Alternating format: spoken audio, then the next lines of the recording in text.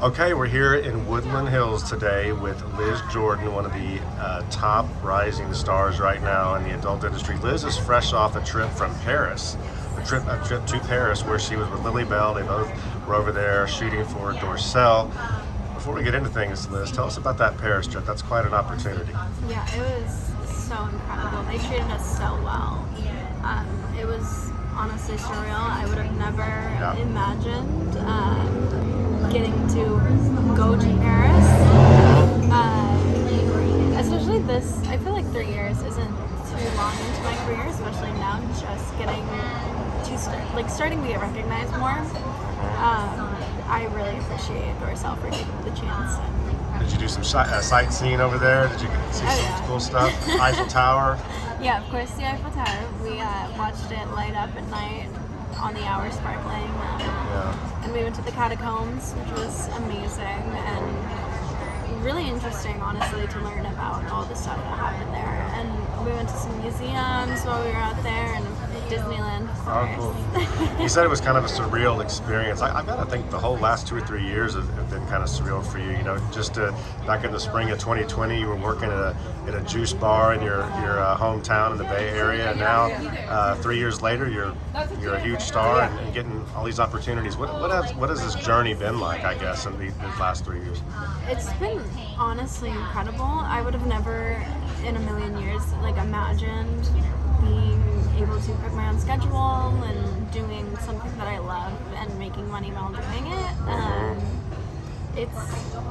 It's just something that I've never kind of imagined that I would be doing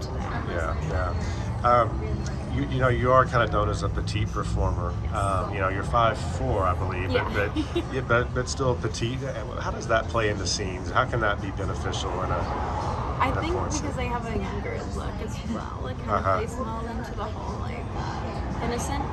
Like it's kind of unassuming, and then the camera starts rolling, and I just turn into just a sexual freak on camera. But I think it's really helped build my brand, honestly, because I do have a different look. I'm not just like the typical model look, and people seem to really be drawn to that. I was going to ask you that. You know, a lot of girls get in the industry, and 2 years later they look a little bit different. They've had enhancements or different procedures. Certainly nothing wrong with that, but you really have kind of maintained your look. That's important to you, right? Yeah. I don't want to put on a persona. I just want to be myself and be authentic on camera, and people have really received that well, and so I'm just going to keep doing it as long as I can. And you share with me too, like sometimes directors early on would maybe try to put some extra makeup on you or do your hair a different style, and you didn't like that too much. No, I don't. I've done a few scenes, for my Cherry of the Month, they did a full glam on me, and I loved the scene, but the makeup just kind of threw me off a little bit, looking back on it. And so I'm just really into the natural, my natural hair. I don't like it being straightened too much, and I don't like heavy makeup on me. I like just doing what I would do normally off camera. Right. You said when the lights turn on, you kind of turn into a sexual freak. You are a versatile performer. Anyone familiar with Liz knows that she does do anal scenes, DP. She's shot for kink once. I know she wants to do a little bit more of that. Right. Did you anticipate all this coming in, Liz, or are these things that you kind of learned about yourself as things that you learned you liked once you got into the industry? I mean, as long as I've watched porn, I've loved gangbangs, and Kink was the main company that I watched, especially before getting into the industry, and so that has always been kind of a goal of mine.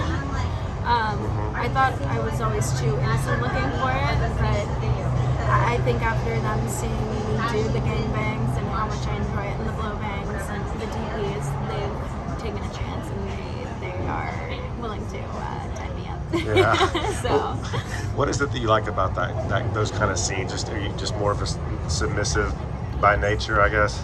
Yeah, I am so submissive. I love just especially for my blow bangs, I tell the guys straight up before we start that I don't want to have to do the work. I want you to just use my mouth. If you want it, come take it. And same thing with the gangbangs. I want them to just throw me around and use me like a little rag doll. Right. And I've always been super submissive. Right. No, I mean, you've definitely put out some really strong content, and in those areas. You know, you're moving forward. It's funny, I want to ask what you want to accomplish, because I feel like you've done so much already. You've shot for almost every big company there is out there. But what are some goals and benchmarks you set for yourself here the rest of the year?